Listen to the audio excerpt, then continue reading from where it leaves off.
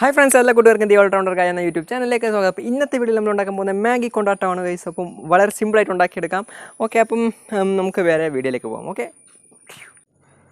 Okay അപ്പോൾ നമുക്ക് നമ്മുടെ മസാല ഐറ്റംസിലേക്ക് പോകാം. അപ്പോൾ ആദ്യം തന്നെ ഒരു ഇച്ചിരി മുളക് പൊടി. അപ്പോൾ ഇത് സാധാരണ മുളക് പൊടിയാണ്. ഓക്കെ, ഇനി കുറച്ച് മല്ലിപ്പൊടി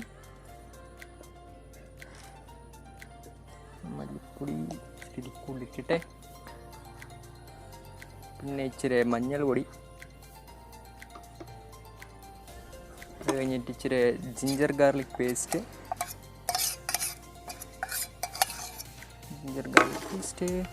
പിന്നെ നമുക്കിനി അല്പം നമ്മുടെ മാഗിയുടെ മസാല അതുകൊണ്ട് ഇട്ട് കൊടുക്കാം. അത് കഴിഞ്ഞിട്ട് ഒരു ചെറുനാരങ്ങ പിഴിഞ്ഞ് കൊടുക്കാം.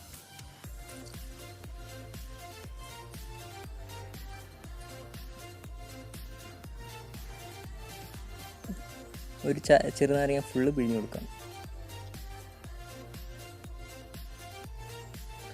അത് കഴിഞ്ഞിട്ട് ആവശ്യത്തിന് ഉപ്പ്,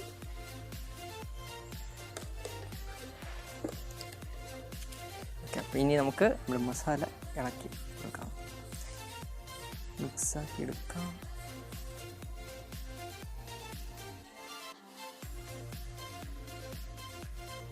ഓക്കെ, അപ്പോൾ നമ്മുടെ മസാലയൊക്കെ റെഡി ആയിട്ടുണ്ട്. അപ്പം നമ്മുടെ ഈ മസാലേനെ നമ്മുടെ നേരത്തെ കഴുകി വൃത്തിയാക്കിയ ബോൺലെസ് ചിക്കനിലേക്ക്, അത് ചെറുതായിട്ട് കട്ട് ചെയ്തതാണ്. അതായത് നോർമലായിട്ട് നമ്മൾ കറിക്ക് വെക്കുന്നതിനേക്കാളും കുറച്ചുകൂടി ചെറുതാക്കിയാണ് ഞാൻ കട്ട് ചെയ്തത്. അതിലേക്ക് നമ്മുടെ മസാലയൊക്കെ അടിപൊളി സെറ്റാക്കി വെക്കാം, മാഗ്നേറ്റ് ചെയ്ത് വെക്കാം. അത് കഴിഞ്ഞിട്ട് ഒരു മണിക്കൂർ ഇല്ല അറ്റ്ലീസ്റ്റ് 1/2 മണിക്കൂർ നമുക്കത് റെസ്റ്റിന് വെക്കാം. ഓക്കെ, അപ്പോൾ ഞാനൊരു മണിക്കൂർ മേളിൽ റെസ്റ്റിന് വെച്ചിട്ടുണ്ടായിരുന്നു. അപ്പോൾ നമുക്കതൊന്ന് ഫ്രൈ ചെയ്തെടുക്കാം. അപ്പോൾ വിറകടുപ്പിൽ തന്നെയാണ് നമ്മൾ ഉണ്ടാക്കുന്നത്. ഓക്കെ, അപ്പോൾ നമ്മുടെ ചട്ടിയിലേക്ക് ഇച്ചിരി വെളിച്ചെണ്ണ ഒഴിച്ചു കൊടുക്കാം. ഓക്കെ, അപ്പം വെളിച്ചെണ്ണ ചൂടായിട്ടുണ്ട്.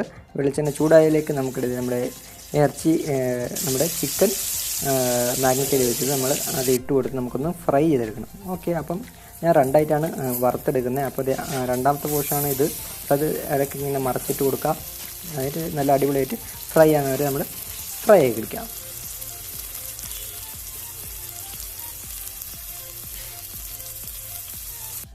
ഓക്കെ, അപ്പോൾ നമ്മളിത് ഇതെല്ലാം ഫ്രൈ ചെയ്തെടുത്തിട്ടുണ്ട്. അപ്പോൾ നമുക്കത് വേറെ പാത്രത്തിലേക്ക് മാറ്റി വെക്കാം. ഓക്കെ, ഇനി നമ്മൾ മാറ്റിയെടുത്തത് അതേ പാത്രത്തിൽ തന്നെ നമ്മൾ ഇച്ചിരി കൂടെ എണ്ണ ഒഴിച്ചിട്ട്, അതായത് ഇപ്പോൾ വറുത്ത് കഴിഞ്ഞിട്ട് എണ്ണ ബാക്കി ഉണ്ട് കഴിഞ്ഞാൽ അതിലേക്ക് ഇട്ടാൽ മതി. നമ്മുടെ ജിഞ്ചർ ഗാർലിക്ക് ചതച്ചെടുത്തതാണ്. അപ്പോൾ അത് നമുക്ക് ഇതേപോലെ ഒന്ന് ചെറുതായിട്ട് റോസ്റ്റ് ചെയ്തെടുക്കണം. അതിലേക്ക് നമ്മൾ ചില്ലി ഫ്ലെക്സ്, അതും നമ്മൾ ചെറുതായിട്ടൊന്ന് മൂപ്പിച്ചെടുക്കണം.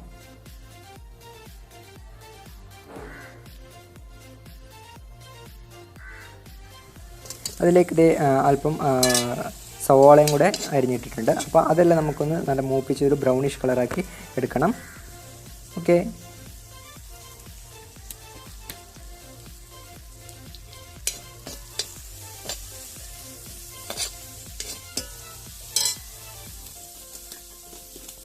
അപ്പോൾ നമ്മുടെ ഉള്ളിയൊക്കെ ബ്രൗണിഷ് കളറായി വന്നിട്ടുണ്ട്. അതിലേക്ക് നമ്മൾ ടൊമാറ്റോ കെച്ചപ്പ് ഇട്ട് കൊടുക്കുകയാണ്. ഓക്കെ, അപ്പോൾ ഞാനിതിൽ ഉപ്പിട്ടിട്ടുണ്ടായിരുന്നു. അപ്പോൾ അത് വീഡിയോയിൽ കിട്ടിയില്ലായിരുന്നു. അപ്പം നിങ്ങൾ ഉണ്ടാക്കുമ്പോൾ ഉപ്പിടാൻ മറക്കരുത്. അതിലേക്ക് അല്പം വെള്ളം വെച്ചിട്ട് നമുക്കതൊരു ഗ്രേവി, ഒരു സോസി ഫോമായിട്ട് ആക്കിയെടുക്കണം. ഓക്കെ, അപ്പം നമ്മളത് നല്ലപോലെ ഇളക്കി കൊടുത്തിട്ട് അതിലേക്ക് നമ്മൾ നേരത്തെ വറുത്ത് വെച്ച ആ ചിക്കൻ ഇട്ട് കൊടുക്കുക. അത് കഴിഞ്ഞിട്ട് അത് നമ്മളത് നല്ലപോലെ മിക്സ് ആക്കി എടുത്തു കഴിഞ്ഞാൽ നമ്മുടെ ചിക്കൻ കൊണ്ടാട്ടം റെഡിയാണ്. ഓക്കെ, ഇനി നമുക്കത് മാഗിലേക്ക് ഇട്ടിട്ടാണ് ഉള്ള പരിപാടി.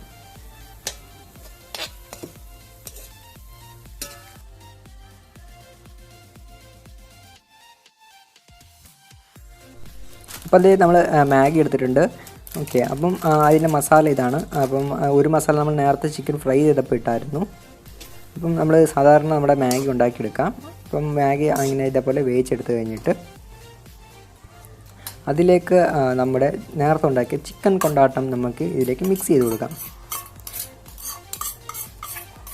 അപ്പോൾ അത് നമ്മൾ വിട്ട് കഴിഞ്ഞിട്ട് നല്ല അടിപൊളിയായിട്ട് ഇളക്കിയെടുക്കണം.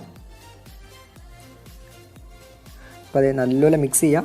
എല്ലായിടത്തും നമ്മുടെ ആ ഗ്രേവിയും ആ കൊണ്ടാട്ടത്തിൻ്റെ ഗ്രേവിയും എല്ലാം കൂടെ സെറ്റാണെന്നുള്ളത് ഇളക്കിയെടുക്കാം. അത് കഴിഞ്ഞിട്ട് ഇത് നമ്മൾ ഇളക്കി കഴിഞ്ഞിട്ട് ഇച്ചിരി കറിവേപ്പിലൊക്കെ ഇട്ട് കഴിഞ്ഞിട്ട് സെറ്റാക്കി എടുത്തു കഴിഞ്ഞാൽ നമ്മുടെ മാഗി കൊണ്ടാട്ടം നമുക്കത് റെഡിയാവും. അപ്പോൾ ഇത്രയും സിമ്പിളാണ്, വളരെ സിമ്പിളായിട്ട് ഉണ്ടാക്കിയെടുത്തു.